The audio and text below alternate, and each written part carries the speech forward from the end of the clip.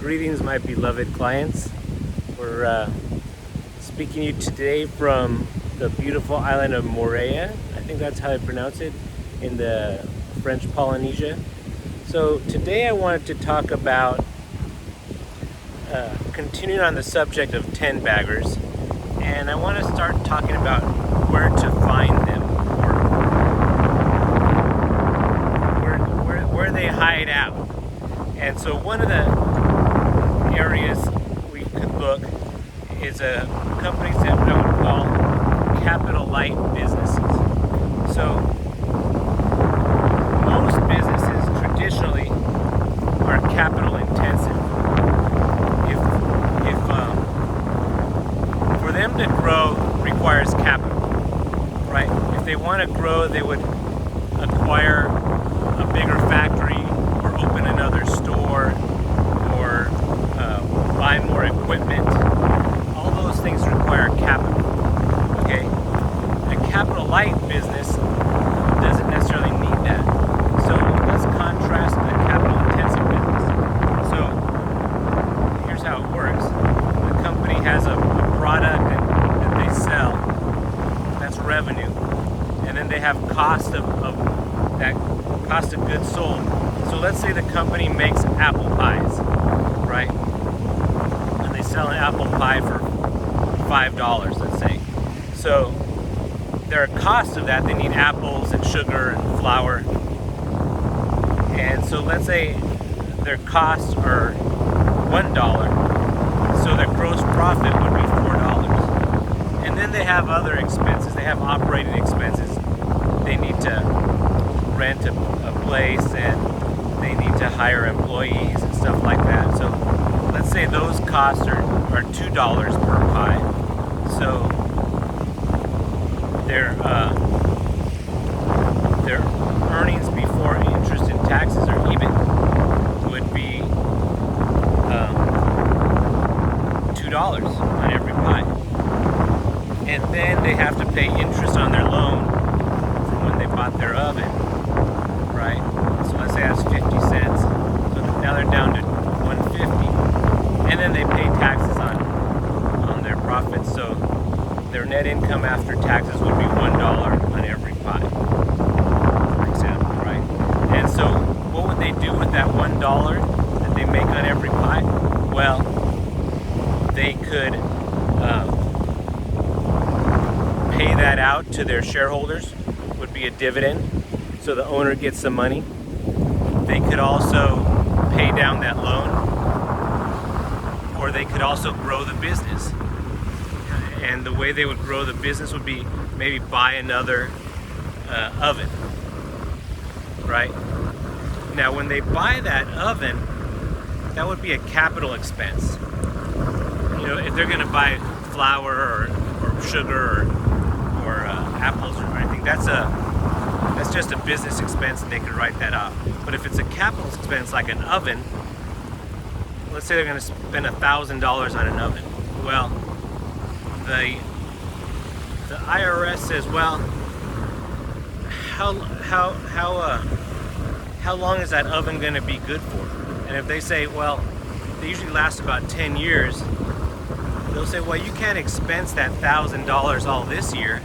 You have to expense it over the life of that oven, which would be 10 years. So you can take $100 a year as an expense. Okay, so that's how that company grows. They use their earnings to buy more equipment like an oven.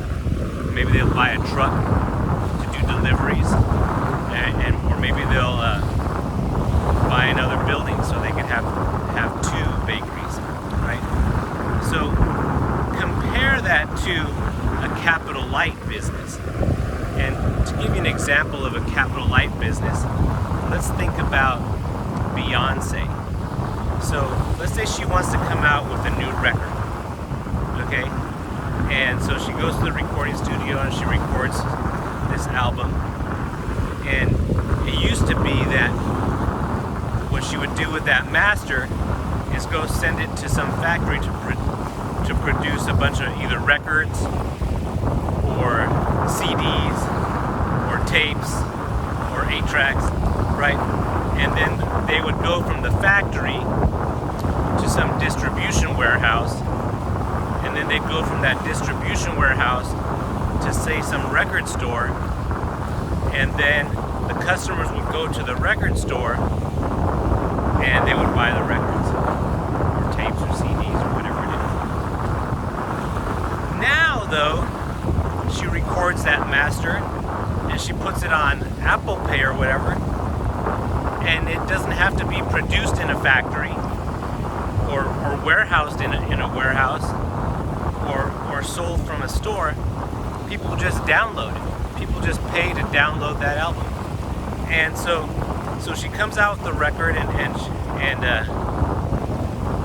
she puts it on Apple Pay or whatever, iTunes, and 1,000 people could download it, or 1 million people could download it, or 100 million people could download it, and it's no difference, right? It's no additional capital for a 1 million people to download it, or for 100 million people to download it, and those sales could be domestic or international, because she has fans all around the world, right? So that's a capital-lite business. So how does she go from selling, say, 1 million to 100 million, right? What's the additional expense that she must incur to raise her sales from 1 million to 100 million? Basically, the only expense is advertising, right? So how much could she allocate to advertising? Let's say she sells that album download for $10.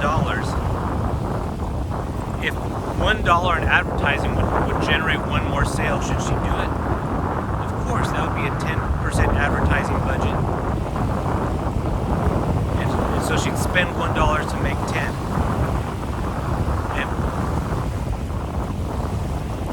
But what if it was $2? Would you spend $2 to make 10? What if it was $5? What if it was $8 in advertising to generate one more sale? And the advertising is like on Facebook or Google, where they give you these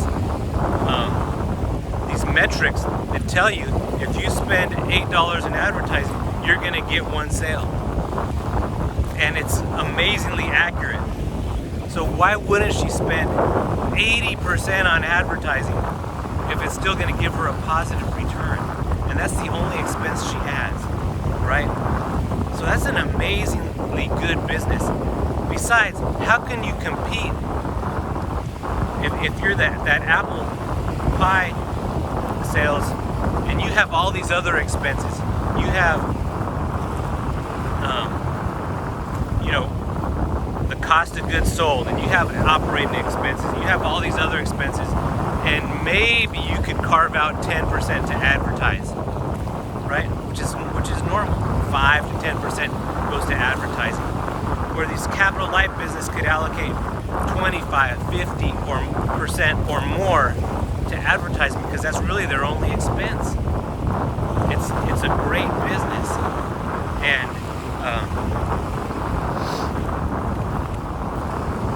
and it's hard to compete against.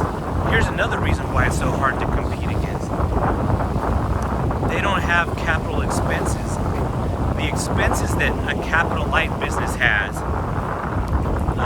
like advertising, that's how they grow their business. They get to write that all off in year one, right? Whereas a typical capital-intensive business, for them to grow, they need to buy a factory, which they would have to write off over 20 or 30 years. They need to buy equipment, trucks, planes, trains, right? And that stuff they write off over the life of the loan. Whereas a capital-lite, they write it off in the year one. Here are the 3 expenses that a capital-lite business has that will allow them to grow. Number 1, R&D, research and development, right? Think about these tech companies like Apple and Google, Microsoft.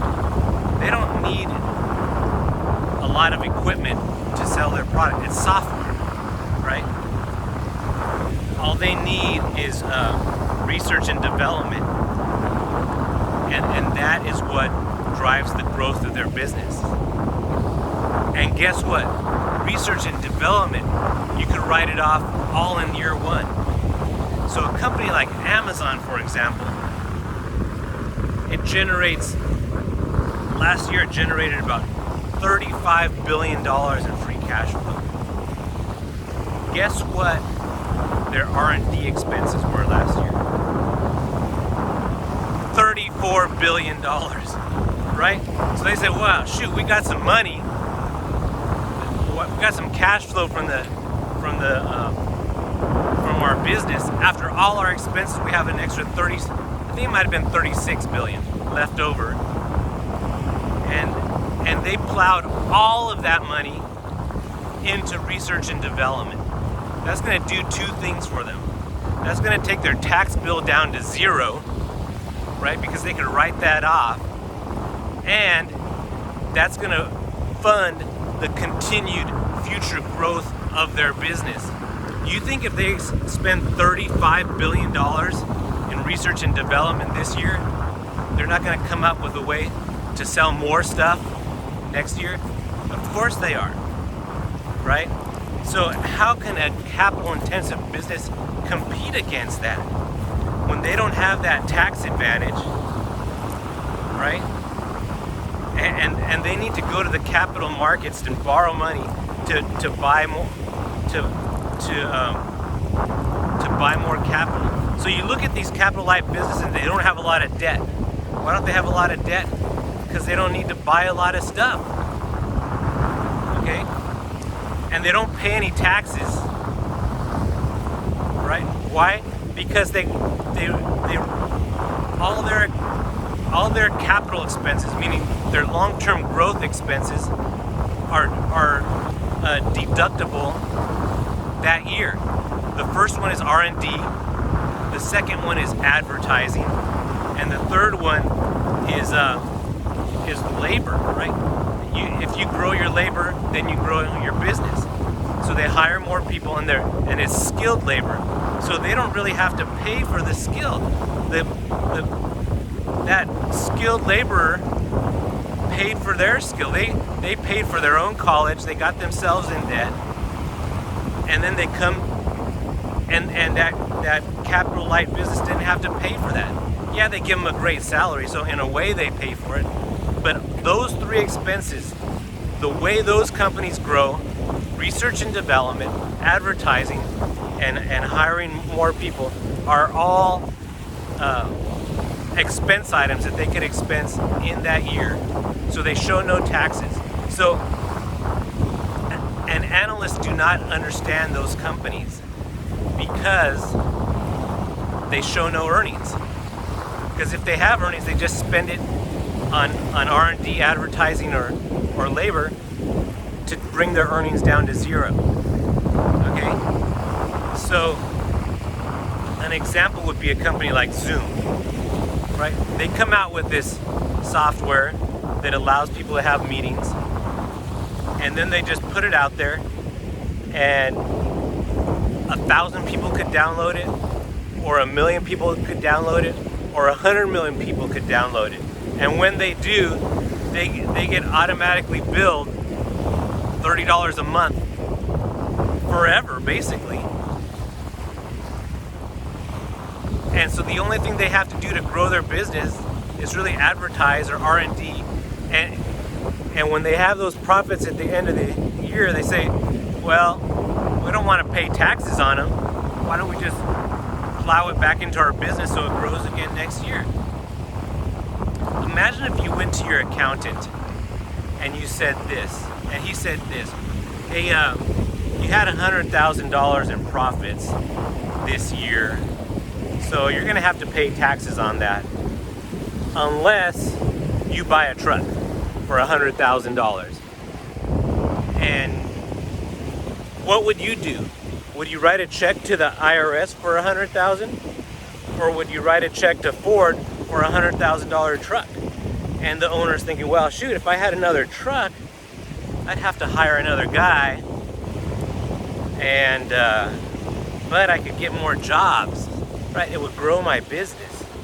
I think I'll do that instead of writing a check to the government, right? Of course you would do that. And is the government really upset that they didn't get your $100,000 check? A little bit, but not super upset, because what did you do with that $100,000? You bought a truck, which was good for Ford, which was good for and they're going to pay tax on that, and the salesman got a commission, and which is good for his income, and he's going to pay tax on that, and the OEMs that put the parts into that truck got sales, which is good for them, and you hired a guy to drive that truck, which took one person off of unemployment, right? So the government doesn't have to pay that person, and you give them medical benefits, so the government doesn't have to give him Medicare, right? So in a way, you did with that money what they were going to do anyway, pour it into the economy. So they're a little bit upset that they didn't get all that income tax, but not really. Okay, so it's not a terrible deed that you did. You plowed that into the economy, right? But that truck, you're only able to write off over a certain time. If that was a capital-lite business, you'd write it all off that year. So we really like those type of companies, because analysts, a lot of times they don't understand them. They're like, but look, because all their metrics are based on a capital-intensive business. What's their return on capital? What's their return on assets? What's their price to earnings? Earnings is a bottom line number that is much more relevant to a capital-intensive business. They don't understand their balance sheet or their income statement, because it doesn't look like a capital-intensive company's balance sheet or income statement. So that gives us an advantage in that it's really simple to make the accounting adjustments to find out how much cash flow these companies generate. But on the surface, they don't show any, like Amazon. They don't show any earnings. Why would they? Why would they want to show earnings if the only thing earnings do is generate an income tax liability? Okay, why not just spend that money to grow your business? That's why Amazon is able to grow for the last decade at a clip of 20% a year. They generate amazing cash flow, and rather than pay taxes on that cash flow, they invest it back into their business. And there's a lot of great companies like that, and we have some in our portfolio. We got to be careful that we don't pay too much for them. But the beauty is we understand their financials, and most of the analysts don't. And they have this growth engine built in. It's like almost the government forces them to grow, because they're like, if you don't grow, we're going to pay taxes. You're going to have to pay taxes. Okay, so that's one great area to look for capital-light businesses. A lot of times they're in software, like Salesforce would be a capital-light business that we like. Zoom, but it's expensive. Amazon, Apple's a capital-light business. A company called Purple. These online retailers, they're a capital-light business because they don't require brick-and-mortar retail. So they bring their expenses way down. So there's a lot of companies in that category, and there's a lot of potential for 10-baggers, because the fact that they plow that money into their company means that there's many years ahead of growth. Okay, so we're going to talk about other areas to find 10-baggers, but that's one that we really like. So, greetings from paradise. I'm not off to the top of the mountain. I'm just enjoying my stay here. Still thinking about you guys, and hope you have a great day.